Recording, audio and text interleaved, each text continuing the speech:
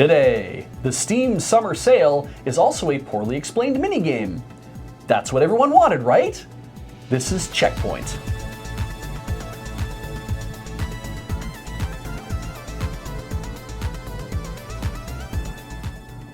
Welcome to CheckPoint. Long time no see. Sorry we haven't been around for a month, but we needed that time to recover after this year's E3. Yeah, seeing all those gameplay-free trailers for titles that had already been announced was just so mind-blowing that we had to have a little lie down.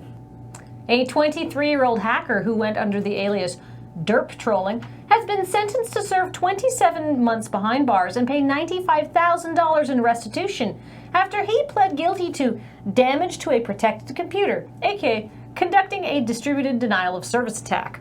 Derp Trolling, real name Austin Thompson, launched DDoS attacks against Sony Online Entertainment, now known as Daybreak Game Company, Battle.net, League of Legends, and Dota 2 back in 2013. And interestingly, the attacks were originally staged as part of a harassment campaign directed at a Twitch streamer by the name of Phantom Lord, aka James Varga. And if that name sounds familiar to you, it's probably because Varga was one of several prominent scumbags who were banned from Twitch in 2016 for advertising Counter-Strike Global Offensive skin gambling websites, but not disclosing that they had financial interests in said skin gambling websites. So is Thompson some sort of modern-day Robin Hood? Was he actually fighting for justice? Did we even throw the right person in jail? How far does this rabbit hole go? In short, no, yes, and if you're Austin Thompson, email me because I am extremely curious. Valve's online commerce juggernaut Steam is having a summer sale again, and beyond the fantastic deals, consumers can also play a metagame contextualized as a racing game. Or more of a racing management sim, much like the sports sims you would download off of shareware CDs at your local computer store, thinking you were going to play arcade soccer before Trevor Brookings' World Cup glory ambushed you with more numerical plans for your afternoon. The idea is simple enough. Log into Steam, join a racing team, buy a game, and play it to earn some points to buff your team or nerf your opponents. If your team wins the day, you could receive a game from your wish list. Except it's not that simple, or else we wouldn't be making fun of it. On the first day, almost everyone just jumped onto Team Corgi, cannonballing it into the lead for the next 2 days straight, leaving other teams to wonder what the hell was the point of having a game in the first place. The Steam devs hadn't considered the appeal of naming a team after the objectively cutest dog, and so introduced unknown magics to balance the playing field. Which is fine, except that people had already started developing mods for other Steam games that just generate thousands of points. For example, in the game Starbound, if you craft and drink a can of pop, which is an arduous task in-game, all of that effort earns you 10 points. And if you install a mod that crafts 500 cans of pop for the heady cost of 1 dirt, congrats, you just made 5,000 points. You can't spend all 5,000 at once though, because your maximum point spend limit is dictated by how much money you've spent during the sale. Still, if you've managed to spend enough money and then invest enough points in your team, that means you might be one of the random 600 on the top 3 teams who will get the top-rated game on your wish list. And that's led to people cleaning out their wish lists en masse so they don't waste the value of a free game on a $5 indie darling instead of an $80 AAA title. And the wishlist cull has had a massive impact on indie devs because it's resulted in their metrics showing that no one is interested in their games. And so Steam has had to clarify they didn't mean top rated, they meant top of your list. It's just the game at the top of your list, the one in the number 1 position. That's it, you just needed to reorder your list, which is great. But since no one is putting those other titles back into their wish list, indie devs are stuck with graphs showing slumping interest, which won't help them attract any investment. What's clear now is that the whole game Steam set up was unclear from the start. The stakes were poorly defined, catch-up mechanics were missing from the get-go, and knock-on effects from people trying to game the game don't even seem to have been considered in the first place.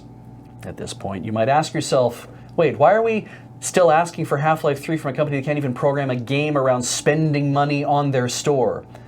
Well, I have news for you, friends. This is Half-Life 3!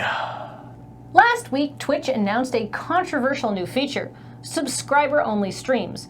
The feature received a lot of side-eye from the Twitch community, but many are speculating it's just going to be used as a way to monetize esports, either to offer pay-per-view style tournaments or just extra content that can only be accessed by subscribers. There's just one small, itsy, tiny, minor problem. Sub-only streams might be a violation of a game's terms of service. A Redditor by the name of Just a Lazy Gamer noticed that Valve, Blizzard, Riot, and CD Projekt Red all include wording in their end-user license agreements about non-commercial access. Basically, they all say that you can stream yourself playing a game or upload videos of the game to YouTube, but you can't charge people money to view the streams or videos. Does that mean you're going to get in trouble if you stream certain games in subscriber-only mode? All we know so far is nothing, because sub-only streams have only been out for like a week, and no one said anything, and I doubt many streamers have even tested sub-only given how poorly received the announcement was. So check in next week for more breathless reporting on this fast-moving story. Valve is releasing 3D blueprints of their Index VR headset and controllers to assist modelers in developing new accessories and attachments for the device. Valve has set up a GitHub repository where you can download the CAD files, as well as instructions on how to develop attachments that don't obstruct or interfere with the unit's sensors.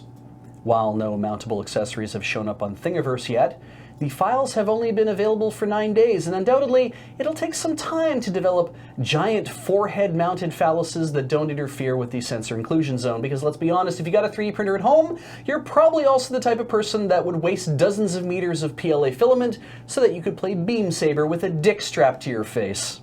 And before we end the show, we want to wish our American viewers a very happy Independence Day. Who would have thought that all these years later, the opening day of a sci-fi action movie starring Will Smith and Jeff Goldblum would become a national holiday? Welcome to Earth, one and all.